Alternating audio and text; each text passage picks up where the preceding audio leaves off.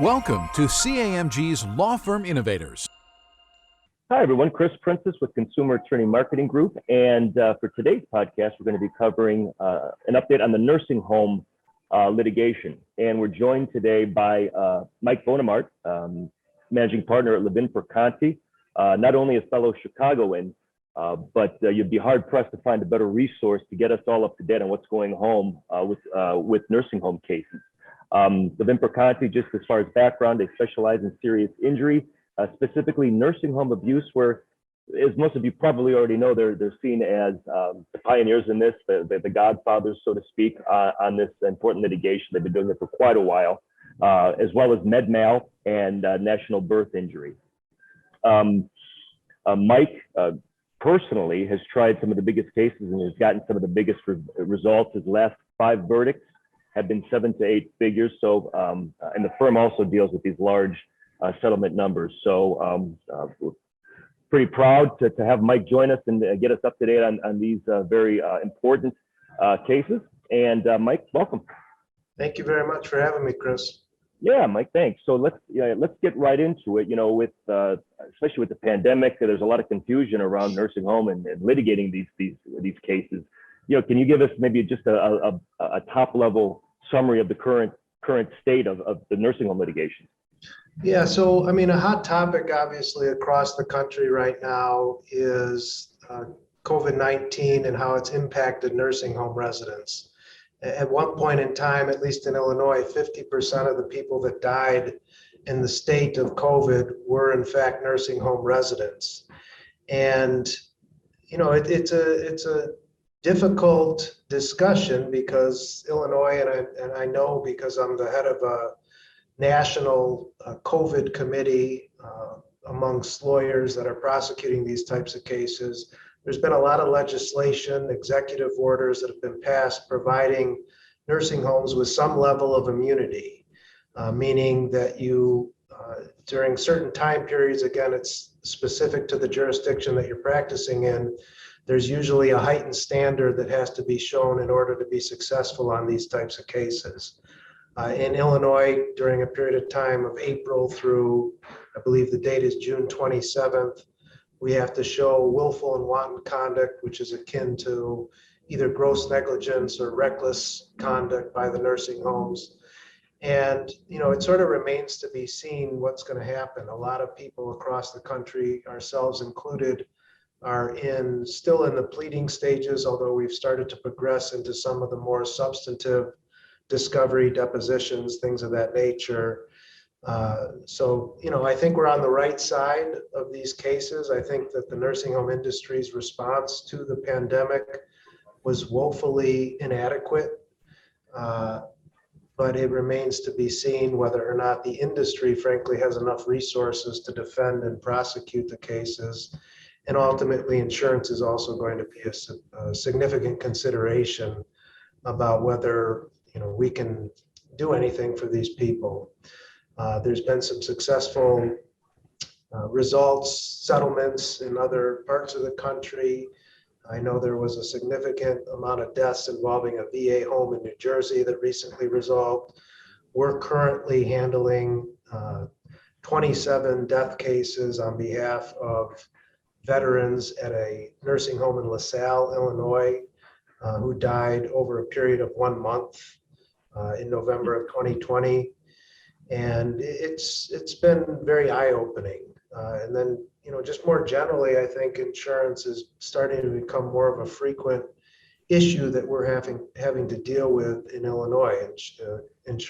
Nursing homes being not carrying sufficient coverage.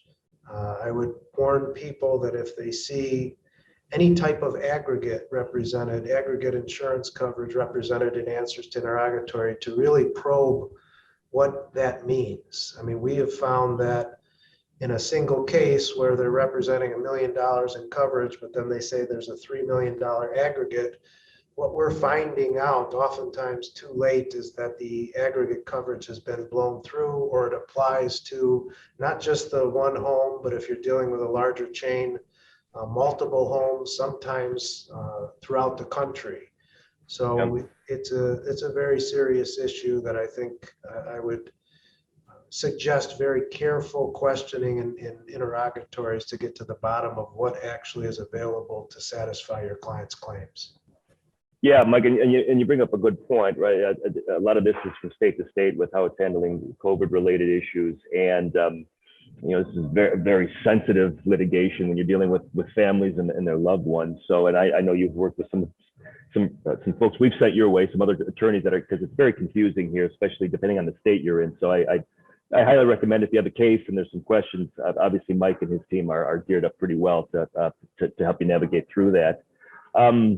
So just specifically on nursing home cases, if you could shed some light on why they're a little unique or a little different than other, say, personal injury cases. Sure. I mean, traditionally, I think what sort of makes them unique from other PI cases is the population of individuals that are affected by it. You're obviously mostly dealing with an elderly population, most of the time medically compromised, meaning that they have other health conditions that require them to be in the nursing home in the first place. And I think that a lot of lawyers, especially, in the 70s, 80s, 90s, shied away from taking these types of cases because the population that was being neglected and injured, they weren't wage earners, they were at the end of life. So they just didn't see the type of value in these cases that they would in other personal injury cases. And what we found is that I think the conduct that you're dealing with is it aggravates people, it infuriates people. And a lot of times that drives some of the bigger awards. And in our situation and other people across the country, we've had significant 7-figure awards that when we've tried these cases to juries.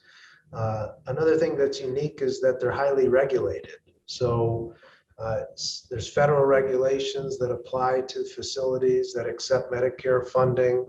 Oftentimes there are state regulations that mirror the federal regulations. In Illinois and in other states, you may have a Nursing Home Care Act. In Illinois, we have a Nursing Home Care Act that actually gives us a lot of leverage because it requires the defendants to pay our attorney's fees and costs if we're successful at a jury trial. And the other thing that I think is a little bit unique is, and I don't know if unique is the right word, but you see the same types of cases over and over. And once you have a good handle on the medicine, they're not really medical malpractice cases. They're corporate malfeasance cases. They are cases that result because corporations, they put profits over people. They don't have enough resources to appropriately staff the facilities in number, training, and supervision. And as a result, a lot of good CNAs, a lot of good nurses become burned out, and the residents are the ones that suffer. So, there's a process that's supposed to be in place in every single one of these cases, regardless of the type of injury that you're dealing with. And it's assess the resident on a mission, develop a plan to address any specific risk factors that are identified in that assessment, and then make sure that the plan gets communicated and implemented by the staff. And when it's not working, try new things. And, if you've chosen your case wisely, and you're thinking about this when you're deciding whether or not to pursue a case, there's going to be a breakdown somewhere along that process, and sometimes in multiple phases throughout the process. Yeah, and you bring up a good point. Just working with you guys for a bit here, I've learned a lot about this litigation, and it's really confusing. I think to your point there about making sure you're choosing a good case, maybe talk a little bit about why a law firm, even a claimant, a family or a victim, should most likely partner with Levin Perconti. Well, I think, number one, our years of experience in doing this. And I think, to be successful in any practice of law, you need to develop the necessary knowledge of the either state or federal regulations, the law that applies to the types of cases that you're prosecuting. And we certainly have that specialized knowledge. I mean, digressing for a second, I mean, we've recently started handling a lot of birth injury cases. And what we did when we decided to take on these types of cases is we partnered with the people who I believe in this country have the most medical knowledge of any lawyers that are handling these types of cases, and Dove Atfill and Seth Cardelli in Maryland. So I think we also provide, our clients with a lot of resources. We've become a little bit more compartmentalized as the firm has grown from, I think, about 7 lawyers when I started to 31 lawyers now, almost 20 years later. And we have a dedicated case acquisition department that's made up of 2 lawyers, multiple paralegals, assistants, and their sole job is just to talk to these people at intake, find out the necessary information, and get the medical records that we need to evaluate the case. And then we have, we train all of our lawyers on how to handle these cases. And I think the biggest thing in this area and any other area of law, if you're a plaintiff's lawyer and you want to be successful, is you have to have a willingness to try the cases. And we've shown that, and that gives us leverage in our settlement discussions and allows us to maximize the value of our cases. When you try a nursing home case, and we tried several of them and we've been successful, it's amazing what it does to increase the value of the other inventory in your firm. And I think that's across the board, regardless of the types of cases that you're handling. Yeah. And I want to talk a little bit here and end on something helpful because these podcasts, it's a lot of times attorneys aren't only listening, but folks that need help will find this. It's not always easy. The physical, like bed sores, is easy to see, and that stands out. But some of the trauma isn't always physical. Like talking with you and Steve, I didn't know sex abuse was rampant in nursing homes. So maybe go through not only some of the physical trauma and injuries, but also some of these, the non-physical trauma that folks should be looking out for. Yeah, and sure, and that's a good question, and it's sometimes it's certainly more difficult to recognize at the initial intake process when you're talking to a new person. But just by way of example, I can think of a case that actually received some national attention that my partner Margaret Battersby handled, where a resident was being taunted by 2 CNAs, and the 2 CNAs actually filmed this incident where our resident, she had some cognitive issues, some mental health issues. She was older, and they were in her room and taunting her with some nightgown or blanket or something. It's sort of innocuous that probably wouldn't upset the average person, but it really upset her, and it was caught on video. And we got the video because the 2 individuals that were guilty of this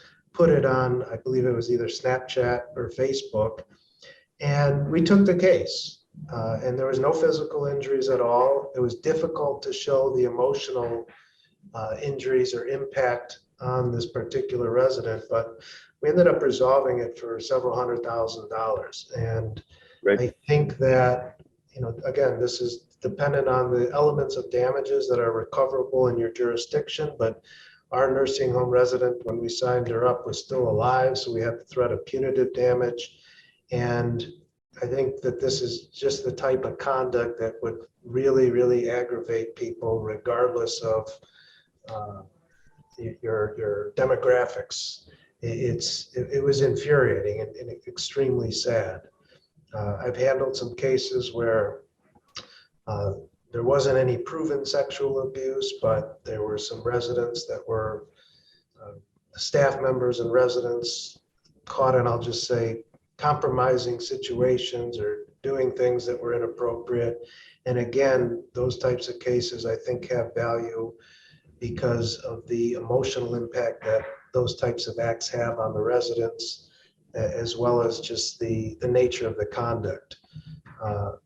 In terms of more traditional, getting away from the sex abuse stuff, some of the things that might be a little bit harder to pinpoint or see at the initial intake is, I don't know if I would call this a non-physical injury, but when you see a subtle change in condition, someone goes to the hospital and maybe they weren't doing that well for a several day period of time, those are not cases that you should just outright decline. I mean, there's sometimes investigations that we've done has shown that there was ongoing changes in condition and something happened at the hospital, whether it was a GI bleed that may not seem like it was as a result of neglect, and maybe the bleed in and of itself wasn't from neglect, but the failure to respond to the resident's changing condition over a period of several days was neglect, and had they responded sooner, it could have changed the outcome. Those are just a few of the non-physical type things. Yeah, Mike, no, I appreciate that feedback, because some of this isn't always easy to find, and I know I speak for more than me. We appreciate the work you guys are doing. I've had family members in elderly care, and all of us will probably be affected by that. So, yeah, it's a sensitive issue, and we want to keep our families safe and sound from this type of abuse. So, we certainly appreciate what you guys are doing. With that said, Mike, we certainly appreciate you joining us here. Great information. And I will have Mike's, for everyone listening, I'll have Mike's information, email and phone number at the end of this video. So you guys, I encourage everyone to reach out to Mike and his team if you have a case that you need help with. So Mike, thank you. And everyone, we appreciate you listening in. Thanks a lot, Chris. Appreciate it.